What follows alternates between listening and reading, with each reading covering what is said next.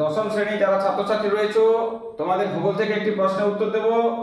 প্রশ্নটি হলো মৌসুমী বিস্ফোরণ বা মনসুন বাস্ট কি?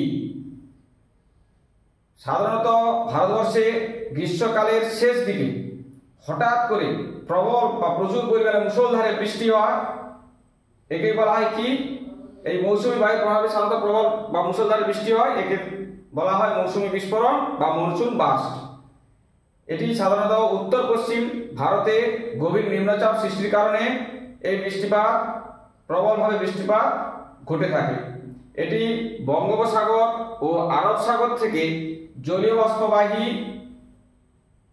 মৌসুমী বায়ু ভারতে এসে প্রবেশ করে এবং মুষলধারে বৃষ্টিপাত ঘটায় এবং বর্ষাকালে সূচনা করে। একে সাধারণত মৌসুমী বিস্ফোরণ বা মনসুন বাস্ট বলা হয়। তো তোমরা নিশ্চয়ই বুঝতে পেরেছো। যদি বুঝতে অসুবিধা হয় তাহলে তোমরা কমেন্ট করবে, আর যদি বুঝতে পারো তাহলে ভিডিওতে ফলো দিয়ে সাবস্ক্রাইব করে পাশে থাকবে।